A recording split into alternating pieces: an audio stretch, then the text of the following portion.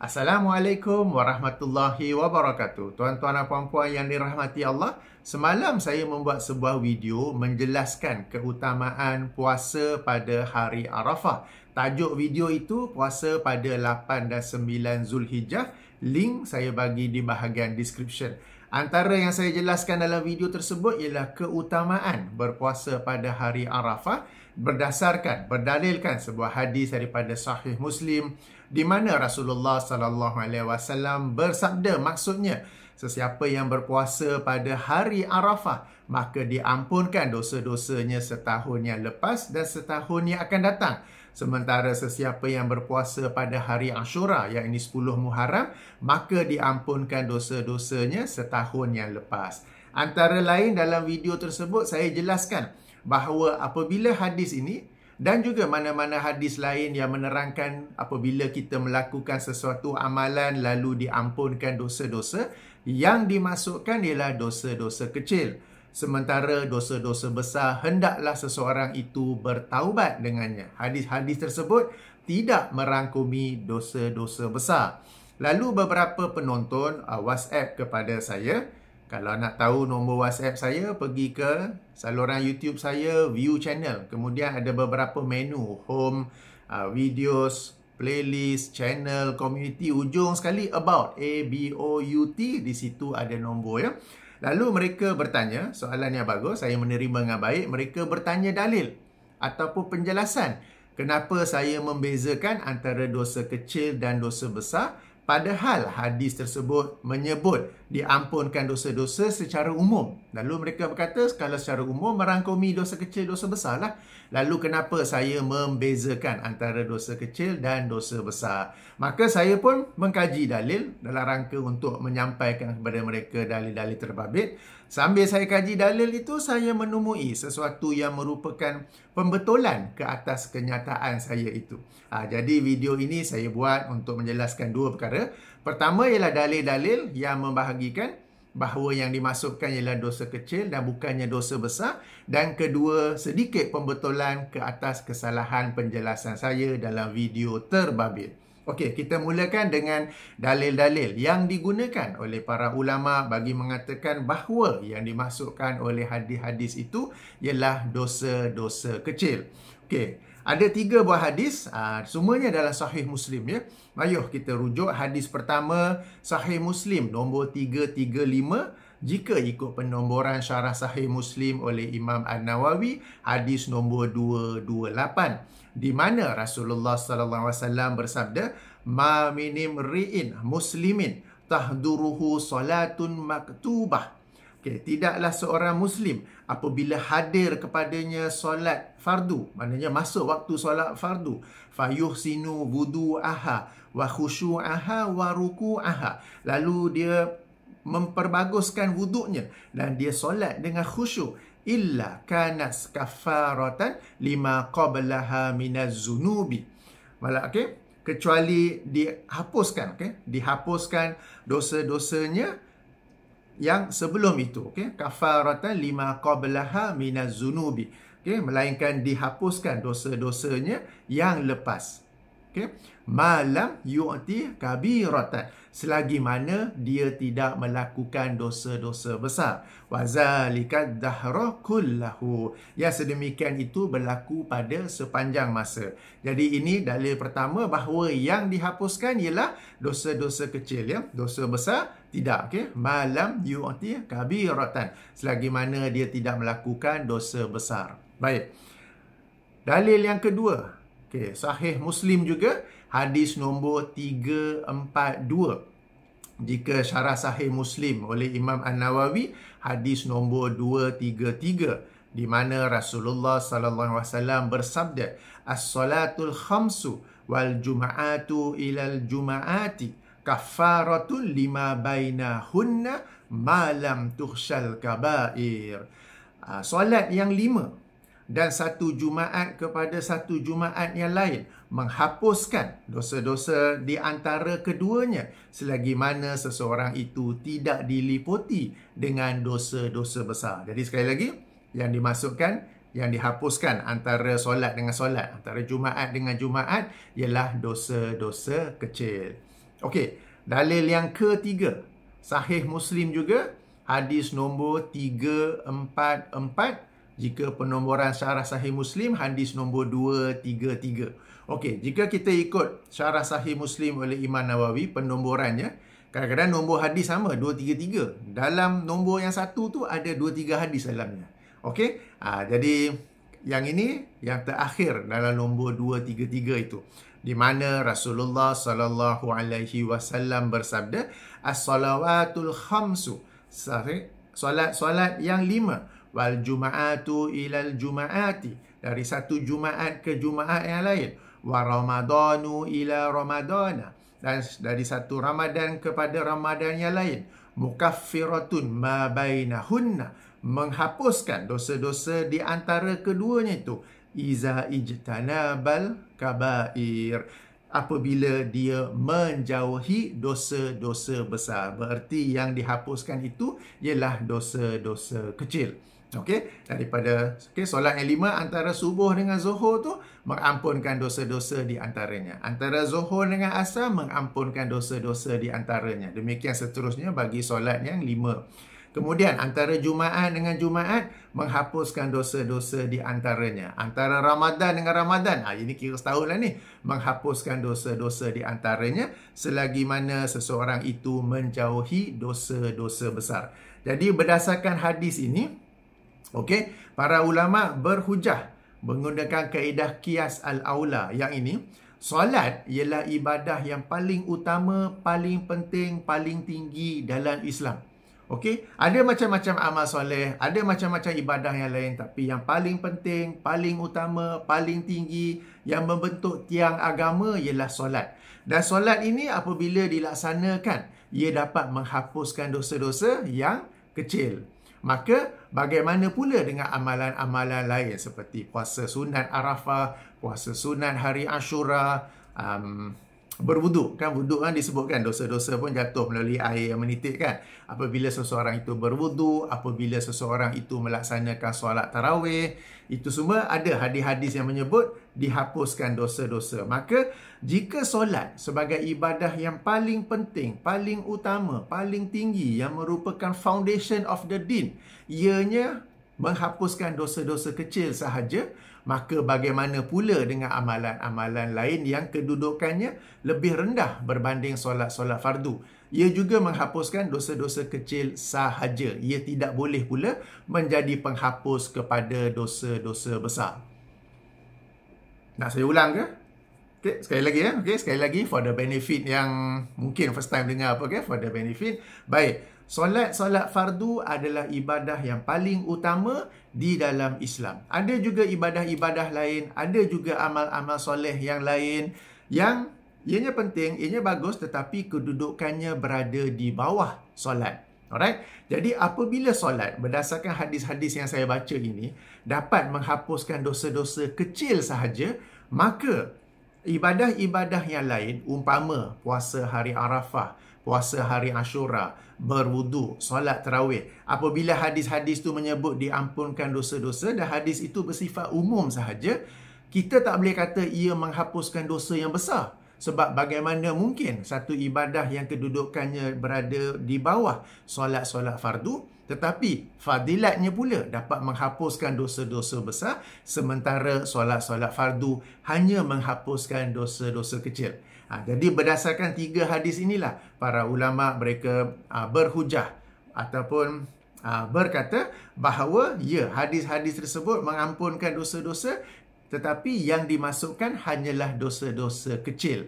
Kerana ibadah yang lebih utama daripadanya, iaitu solat-solat fardu, solat Jumaat dan puasa wajib bulan Ramadan, ia juga hanya menghapuskan, betul, ia hanya menghapuskan dosa kecil. Tidak mungkin satu ibadah lain yang darjatnya berada di bawah ibadah solat fardu, berada di bawah puasa Ramadan, tetapi boleh pula mengampunkan dosa-dosa besar, boleh pula menghapuskan dosa-dosa besar. Jadi itu yang menjadi hujah ya. Jadi para ulama dalam membicarakan perkara ini, mereka berujuk pada semua hadis-hadis yang ada dalam isu ini dan bukan kepada zahir satu hadis saja. Sebab zahir satu hadis nampak macam hadis tu sebut diampunkan semua dosa. Maknanya dosa kecil, dosa besar lah. Tidak. Jadi mereka menggandingkan kefahaman hadis tentang puasa Arafah, puasa Ashura itu dengan hadis-hadis yang 3 yang saya baru bacakan ini. Jadi inilah dalilnya. Inilah dalil bahawa hadis-hadis yang menerangkan apabila kita mengamalkan sesuatu amalan, lalu diampunkan dosa-dosa, dihapuskan dosa-dosa, bahawa yang dimasukkan ialah dosa-dosa kecil sahaja. Alright. Okey, ini poin pertama tentang dalil. Poin kedua ialah pembetulan. Okey, di manakah pembetulannya? Baik. Apabila saya menjelaskan tentang puasa hari Arafah dapat menghapuskan dosa-dosa, okey, dan juga ibadah-ibadah yang lain apabila disebut oleh hadis-hadis bahawa ia menghapuskan dosa-dosa, bahawa yang dimasukkan ialah dosa kecil, dosa besar hendaklah bertaubat. Okey. Tetapi bila saya baca balik 3 hadis ini, saya menemui sesuatu yang berbeza. Ketiga-tiga hadis ini menyebut bahawa ibadah solat dan puasa Ramadan, ibadah solat Jumaat, ibadah solat fardu menghapuskan dosa-dosa di antara keduanya selagi mana tidak dilakukan dosa-dosa besar. Selagi mana seseorang itu tidak diliputi dengan dosa-dosa besar. Selagi mana seseorang itu menjauhi dosa-dosa besar. Jadi di situ saya nampak ada kesalahan dalam kenyataan saya sebelum ini. Okey, jadi sekarang ini yang betul ialah kita ataupun seseorang itu hanya dapat meraih keutamaan hadis-hadis terbabit yang mana dosa-dosa kecilnya itu diampunkan apabila dia sendiri menjauhi dosa-dosa besar.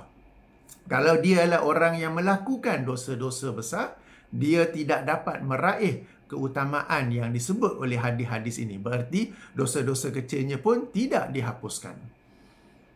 Okey, tak apa. Saya bagi satu contoh lain ya. Baik, ini selfie stick saya. Okay? Ada yang besar, ada yang kecil. Inilah saya nak buat sebagai contoh. Okay? Ini selfie stick yang kecil ni, dia boleh jadi panjang lah. Okay? Dia mewakili dosa-dosa kecil. Selfie stick yang besar ni, dengan ada remote control apa semua ni, mewakili dosa-dosa besar. Ya? Ini sebagai contoh. Baik, pada mulanya saya kata, jika seseorang itu mengamalkan, okay, kita ambil contohlah puasa Arafah. Okay? Jika seseorang itu berpuasa pada hari Arafah, maka diampunkan dosa-dosa kecil sahaja. Jika dia ada dosa besar, hendaklah dia bertaubat daripadanya. Okey, jadi dibezakan dosa kecil, dosa besar apabila seseorang itu berpuasa pada hari Arafah, berpuasa pada hari Ashura, yang diampunkan ialah dosa kecil sahaja, sementara dosa besar hendaklah dia bertaubat daripadanya. Okey, setelah saya baca balik hadis-hadis yang 3 ni yang dijadikan dalil oleh para ulama itu, saya memahami ataupun saya dapat lihat bahawa kenyataan saya sebelum itu adalah salah. Maka di sini saya membuat pembetulan bahawa apabila seseorang itu melaksanakan puasa hari Arafah atau puasa hari Ashura ataupun apa-apa amalan lain yang dijanjikan oleh Rasulullah SAW sebagai penghapus dosa, dosa kecil itu hanya akan dihapuskan jika dia tidak melakukan dosa-dosa besar. Kalau dia ada melakukan dosa-dosa besar, maka dosa-dosa kecil itu tidak diampunkan kerana dia tidak dapat meraih keutamaan ataupun fadilat yang disebut oleh hadis-hadis tersebut. Kenapa?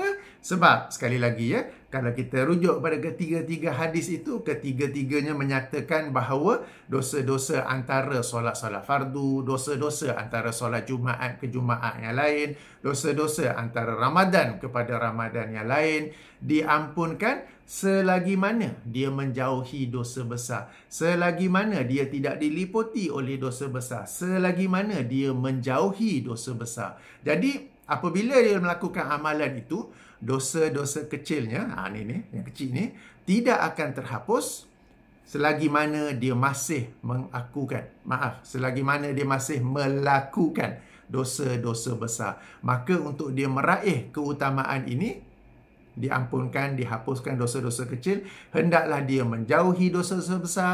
Kalau ada dia buat, hendaklah dia bertaubat daripadanya.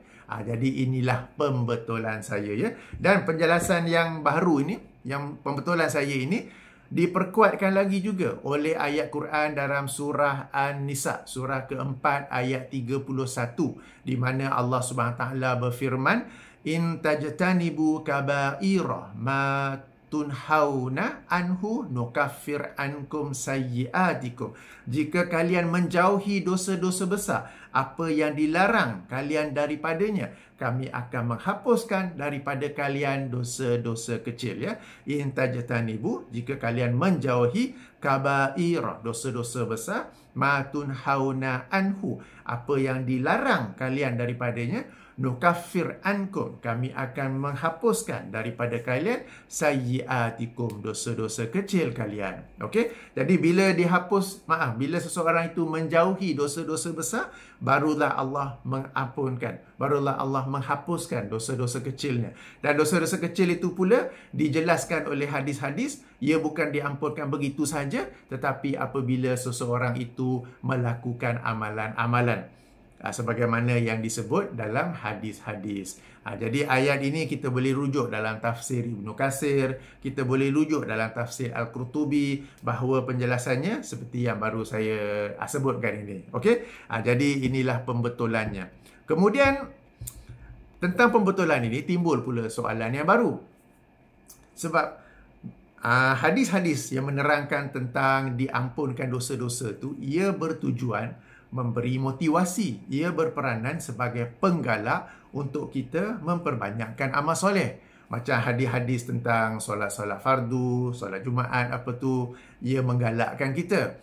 Okey, puasa hari Arafah tu menggalakkan kita untuk puasa hari Arafah. Tapi sekarang ni jika faktor penggalak yang ini diampunkan dosa, tidak akan diampun, tidak akan dihapuskan selagi mana dia masih melakukan dosa-dosa besar. Nanti orang yang dah biasa buat dosa besar, dia pun tak nak buat benda tu. Okey. Jadi, jangan pandang begitu. Hendaklah sesiapa yang seandainya dia ada melakukan dosa-dosa besar, dia mengambil iktibar daripada perkara ini, supaya dia berhenti daripada dosa besarnya itu, bertaubat daripada dosa besarnya itu, dan beralih kepada memperbanyakkan amal-amal soleh. Okey, memperbanyakkan amal-amal soleh yang dengan itu akan juga dihapuskan dosa-dosa kecilnya itu. Okey. Sebenarnya kalau kita rujuk dalam ayat Quran, apabila ayat-ayat yang berbicara tentang taubat, lazimnya ia dikaitkan dengan amal soleh. Barang siapa yang bertaubat dan beramal soleh. Barang siapa yang bertaubat dan amal soleh. Perasan tak? Jadi dia tak cukup dengan taubat saja. Taubat merujuk pada dosa besar. Tak cukup dengan bertaubat daripada dosa besar saja, tetapi hendaklah juga dia memperbanyakkan amal soleh, agar dengan itu dihapuskan juga dosa-dosa kecilnya. Jadi itulah pembetulan saya tentang kenyataan saya sebelum ini. Bagus orang tanya soalan. Okey, dan kita pun kaji balik dalam rangka nak menjelaskan. Sambil kaji-kaji tengok lain hadis ni. Lalu saya buka balik kitab-kitab lain apa semua tu. Betul lah. Betul yang penjelasan awal tu salah, kefahaman baru saya itu tu yang betul. Okey. Baik, sedikit lagi penjelasan lanjut. Bagaimana kalau seseorang itu dia memang alhamdulillah dia memang tak buat dosa besar, dia banyak melakukan amal-amal soleh. Lalu amal soleh tu menghapuskan dosa-dosa kecil. Jadi sekarang ni dosa kecil pun dah tak ada.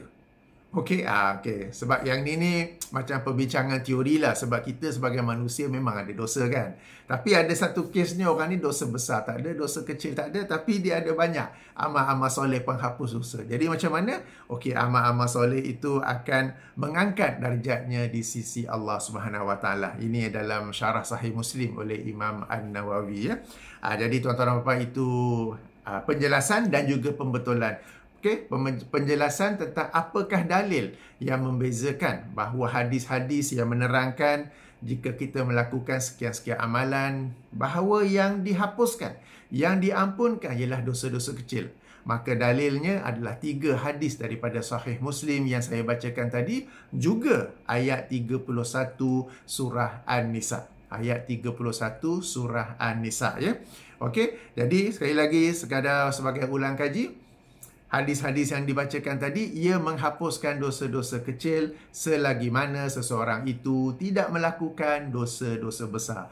Jika ibadah yang paling utama dalam Islam, yang ini solat, ia sekadar menghapuskan dosa-dosa kecil, maka ibadah-ibadah yang lain, amal-amal soleh yang lain yang juga dijanjikan sebagai penghapus dosa, yang darjatnya berada di bawah daripada solat, maka apabila hadis itu menyebut dihapuskan dosa, diampunkan dosa, meskipun disebut dosa secara umum, tetapi yang dimasukkan ialah dosa-dosa kecil sahaja. Tidak mungkin satu ibadah yang darjatnya lebih rendah daripada solat-solat fardu, tetapi fadilatnya pula lebih tinggi daripada solat fardu. Itu yang pertama. Yang kedua, apabila seseorang itu ada dosa kecil dan juga dosa besar, apabila dia melakukan amalan-amalan tersebut, pandangan ataupun penjelasan yang benar ialah dosa kecilnya itu tidak akan Allah hapuskan selagi mana dia masih berterusan melakukan dosa besarnya itu. Okay? Ini selfistik yang besar ni, selfistik yang kecil ya. Jadi kalau dia nak meraih keutamaan dihapuskan dosa kecilnya, hendaklah dia terlebih dahulu berhenti daripada melakukan dosa besar dan bertaubat daripadanya. Baik, moga-moga penjelasan saya ni dapat difahami dengan baik. Jadi, terima kasih kepada para penonton yang bertanya dalil. Bagus, tak apa, saya tak marah kalau tanya dalil. Okey, bahkan saya berterima kasih dan berbesar hati, dan saya mengambil peluang ini untuk terus melakukan penjelasan dan juga pembetulan. Apa-apa soalan lain, boleh saja bertanya kepada saya. Kalau saya balas lewat, tak apa, sebab kadang sibuk. Kadang banyak sangat WhatsApp tu. Okey, baik. Subhanakallahumma wa bihamdika asyhadu an la ilaha illa anta astaghfiruka wa atubu ilaika. Assalamualaikum warahmatullahi wabarakatuh.